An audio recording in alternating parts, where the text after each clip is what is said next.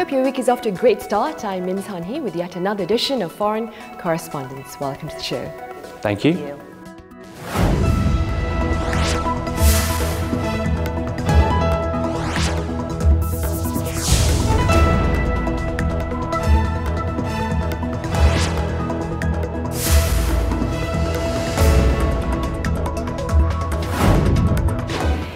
Well, we have two new faces today, Brian and Jason. Tell us a bit about yourselves. We'll start with you, Brian. I'm the VOA Seoul news correspondent here, and I've been here about 3 years now, and I cover mostly politics with a real focus on the tensions over the North Korean nuclear program. And so you're probably quite busy these days. Been quite busy the last 3 years. Jason, what about you? Hi, I'm a movie critic based here in Seoul. I write for the trade publication Screen International, and I write a lot of reviews. I focus mainly on Korean cinema, and I just finished my PhD at Hanyang University in film, and I wrote a dissertation on Bong Joon-ho. Well, quite a number of Korean films in recent years have used history as a backdrop of plots. Some incorporate fictional tales, while others revolve around actual events. One such historical period drama has reignited interest in a painful chapter of Korean history. We have details up next. This summer, one film has paved the path to much controversy.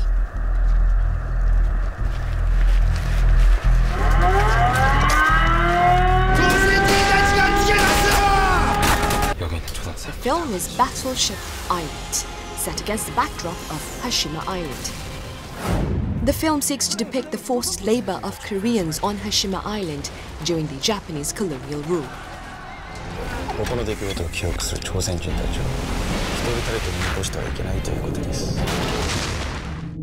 Hashima Island, nicknamed Battleship Island, is said to resemble a battleship. Hashima Island, which was developed for coal mining, was where many Koreans were forced into labor in the 1940s. The Koreans had to work 12 hours a day, under brutal conditions, 1 kilometer below the ground, and were exposed to toxic gases. According to official records, 122 Koreans passed away there. Many suffered from illness and malnutrition, and some even drowned while seeking to escape from the island. Due to this harsh reality, Hashima Island was also called Hell Island or Prison Island. However, in 2015, Japan sought the registration of 23 industrial facilities, including the Hashima Island, on the UNESCO World Heritage Site, and they were eventually registered. 7 out of the 23 industrial facilities listed on the World Heritage List are located in areas where Koreans had been forced to work, and their numbers are said to be over 50,000. When Hashima Island was added on the World Heritage List, Japan acknowledged the forced labor of Koreans and spoke of establishing an information center to inform visitors of this reality. But even now, 2 years later, the Japanese government has yet to take such measures.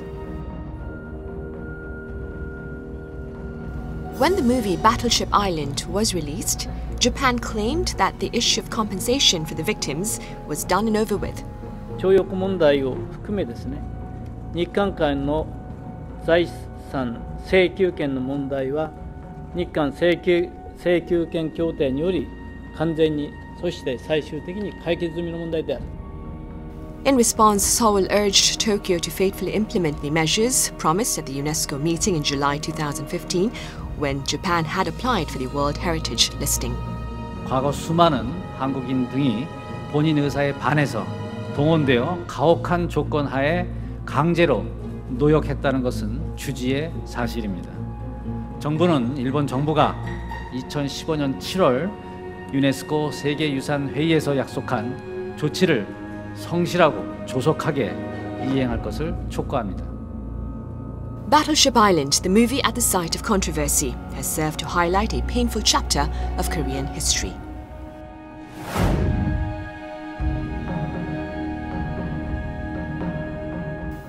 Were you aware about the forced labor of Koreans prior to the screening of Battleship Island, Brian? Yeah, I became aware of it more when the UNESCO Heritage designation issue came up.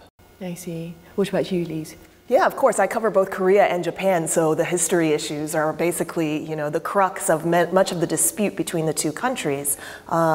This has come up not only with regard to UNESCO heritage sites and museums, but it also comes up commonly when we discuss textbooks, because textbooks are full of history, and so it's a way to sort of redraft or whitewash, paper over certain parts. And in Japan, there's obviously a very conservative leader who many accuse Shinzo Abe of trying to paper over some of the more painful parts of Japanese history, especially during the colonization of Korea. And so this comes up on many fronts. Right, it does. Jason, last year's film Snowy Road, this year's Spirit's Homecoming, and now Battleship Island, they're all set against the backdrop of Japanese colonial rule. They were also quite popular here in Korea. Do you suppose the inclusion of historical context into these films made them more popular? Oh yeah, sure. Nationalism has featured heavily in Korean films. Also, the relationship between North and South Korea, and Koreans are very good at kind of emulating kind of Hollywood-style films, but tailoring them for local audiences. So they'll often look at issues such as, like I say, North and South Korea, and more recently, the Japanese colonial period. So films like Spirit's Homecoming, but also films like Assassination, Choi Dong-hoon's film, also Kim Ji-yoon's Miljung, or The Age of Shadows, and Park Chang-wook's Agashi, The Handmaiden. So we're seeing these kind of major filmmakers actually tackling this era. What's interesting, though, is up until a couple of years ago, these films dealing with the colonial period weren't popular, and directors seemed to be hesitant in tackling these kind of heavy themes. So for me as a critic, it's interesting to see the many films dealing with this period, but over the last couple of years. Have you seen Battleship Island? I have, yes. What are your thoughts on it? I'll be honest, I really didn't like the film. I think the characters are very poorly scripted. I like the director a lot, Yu Sung-won. His previous film, Veteran. I had so much fun watching that film, and so I had very high expectations before watching Battleship Island, but it's just, I think, when you're dealing with history, I think characters are so important. But here, the characters are just so poorly scripted, and it all seems rather kind of, the characters certainly seem two-dimensional. There's no real depth to their characters, and I think the action sequences are kind of cool towards the end. But the problem is that Yu Sung-won had this, he scripted this big escape sequence at the end of the film, the climatic sequence, but it never happened. And so I think that's a problem. But it's an interesting film. But ultimately it was disappointing.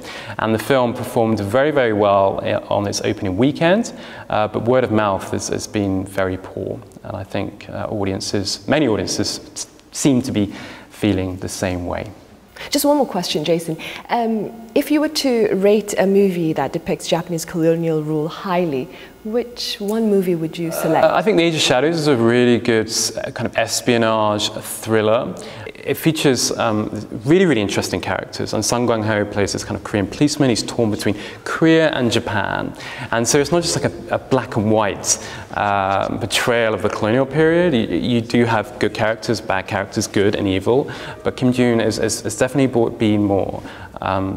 He's approached his characters in a cleverer way, I would argue. And Yu Sung-won, I think his weakness as a filmmaker is his script writing. I don't think he's a particularly good writer in terms of putting together his scripts, but he's very good in terms of the visuals. Whereas Kim Ji-yoon, I think he's a good writer, but he's also a great visual filmmaker as well. So I would recommend The Age of Shadows. Dongju's another film, Lee Jun-ik's movie that was released last year, big hit, and very strong response from Korean audiences here. It didn't really go anywhere internationally, but it's certainly one I would recommend. Right. Well, regardless of our personal thoughts about these films, a group of lawmakers apparently went to see Battleship Island, and some of them afterwards called for greater acknowledgement from Japan of its past atrocities. How do you respond to this, Brian? I have no problem with the movie, the portrayal, even the two-dimensional portrayal of the movie, but it does concern me a little bit when it's being used to kind of push a specific political agenda here in South Korea. Yes, it's certainly true that there have been atrocities in the past by Japan, but Japan, like South Korea, is now a complex, developed economy, a democracy with a majority of people who oppose the current prime minister's efforts to change the pacifist constitution. So I get concerned when the nuance of this seems to be downplayed. See.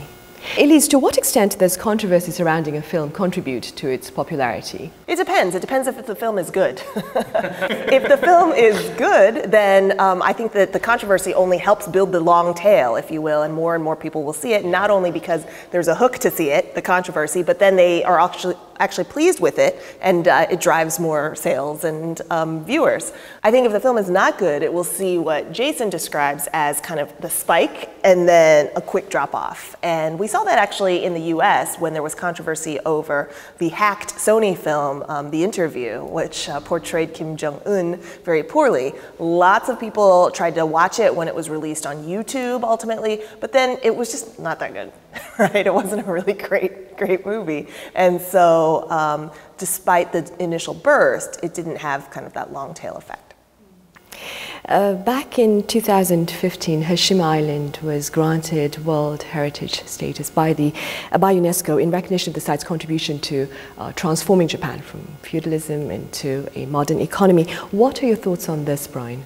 I understand some of the objections here in South Korea that the designation, the submission was artfully written so that it ended before the forced labor issue was introduced onto the island. So I could see where that could be objectionable in the eyes of Koreans, but there are World Heritage sites that do depict places of atrocities as well as places of great beauty. Auschwitz is one of those sites, I believe. So I do think it's understandable to be designated such a site because of its historical importance, despite the negative issues.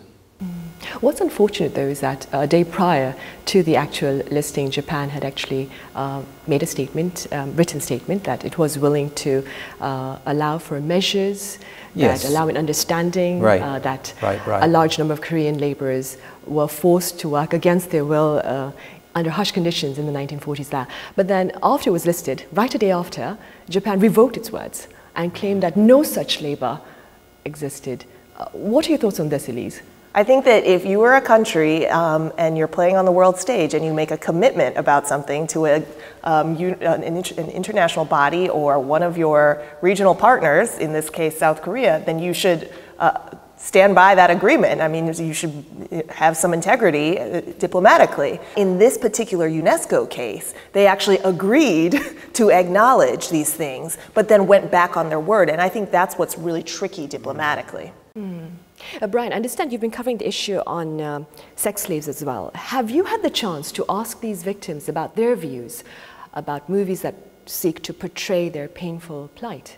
I actually did a little report on a documentary called The Apology, done by a documentary maker named Tiffany Schoen, who spent 5 years working to get 3 specific comfort women to open up to her and really tell their stories. And one was from South Korea, one was from China, and one was from the Philippines. And what came through in that documentary in particular was the intense pain, the unanswerable pain that nothing, I think, that Japan will ever be able to do or say will accommodate, will be able to resolve the experience that they suffered.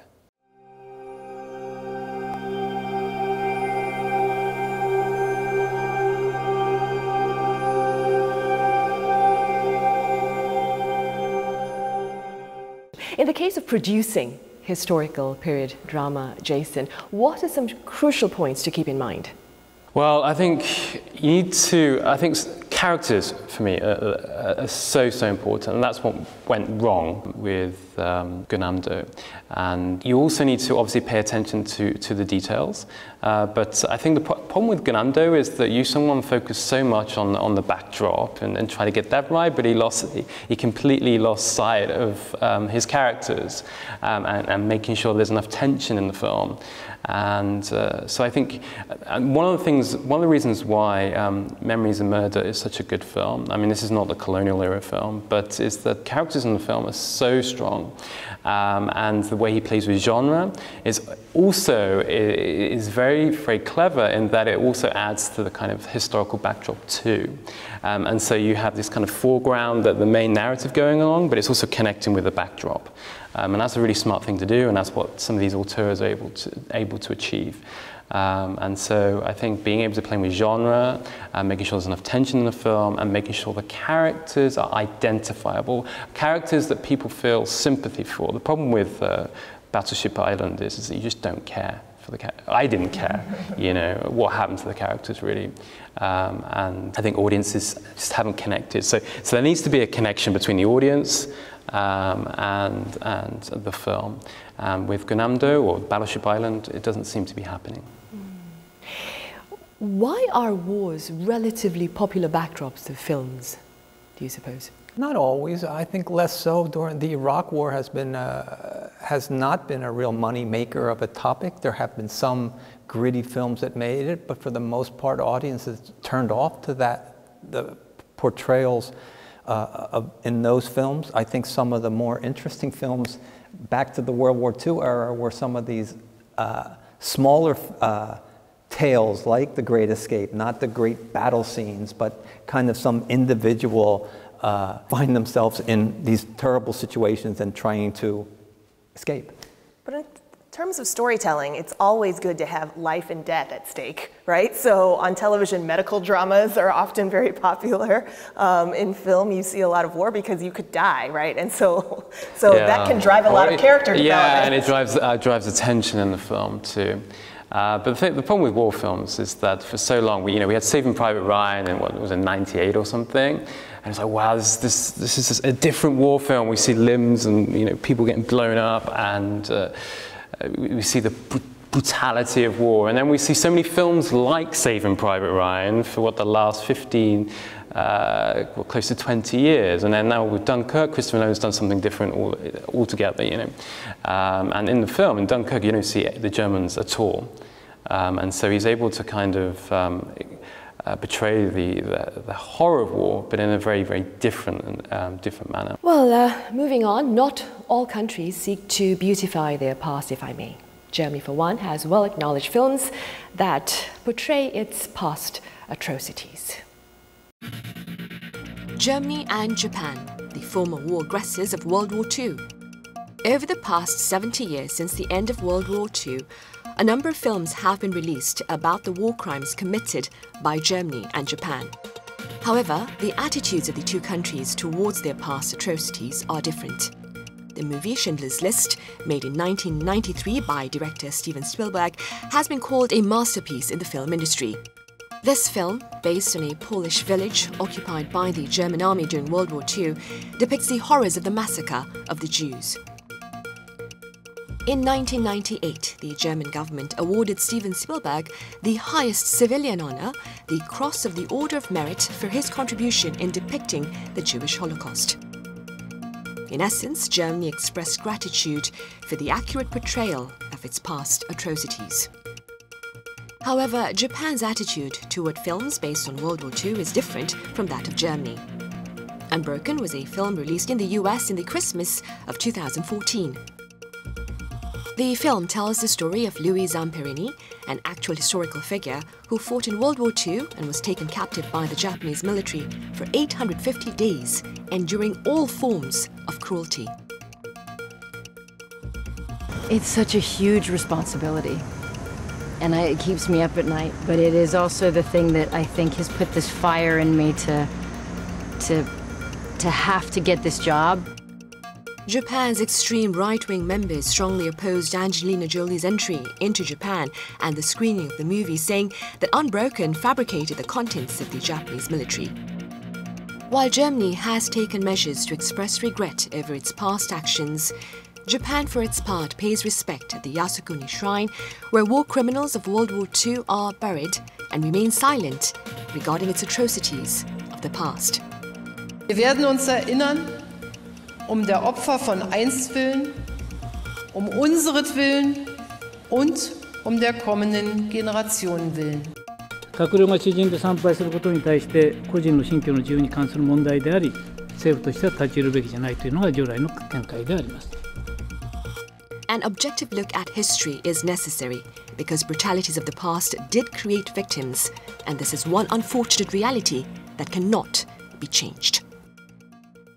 Like we just saw, Germany's appalling treatment of the Jews is a subject of quite a few movies, including Schindler's List. And Germany went out of its way to commend the poignant portrayal of the plight of the Jews. How do you respond, Elise, to Germany's attitude to its past atrocities? Well, in comparison to Japan, Germany also often gets credit for sort of paying greater reparations or just better acknowledgement of what happened during World War II. This happens again and again. You hear from a lot of historians that say, Germany is the model for what happens after, genocide and wartime crimes, and that Japan didn't do enough. But I would say, the Japanese counter-argument is, we settled a lot of this when we normalized diplomatic relations with Korea 40 years ago, and we'd like to move forward and have, a more positive relationship.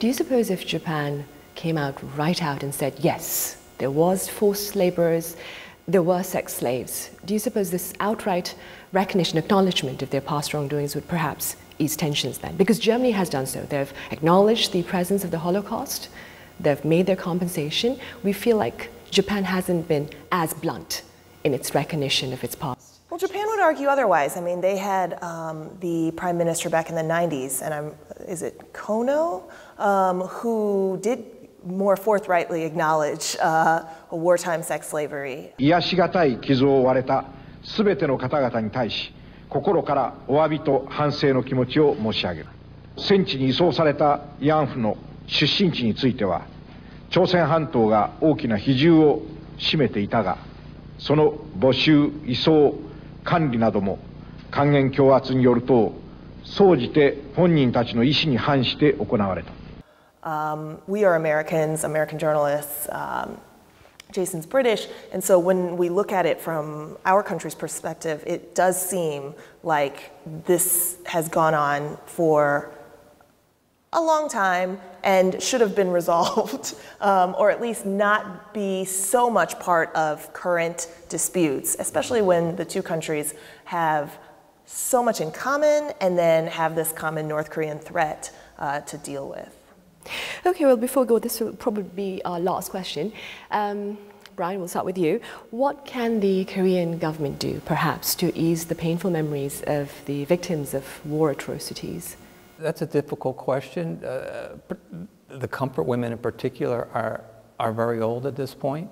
I think they're in some ways trying to help by setting up this committee to review the comfort women agreement that they know many of them have found very offensive. I am not sure if they will ever be able to resolve their pain. You've been on the station quite a bit, but this is your first time here with us at Foreign Correspondents. What are your thoughts about today's discussion, Jason? It was really interesting, and I often talk about movies with other film critics and directors and other people from the industry, but it's not often I get to talk about films and history with correspondents here in Korea. It's been really, really interesting perspective. Yeah. Right, it's been 72 years since the end of World War II, and efforts to incorporate the terrifying tales of that war into films continue amid efforts by some to distort these disturbing events of the past. Thank you for watching.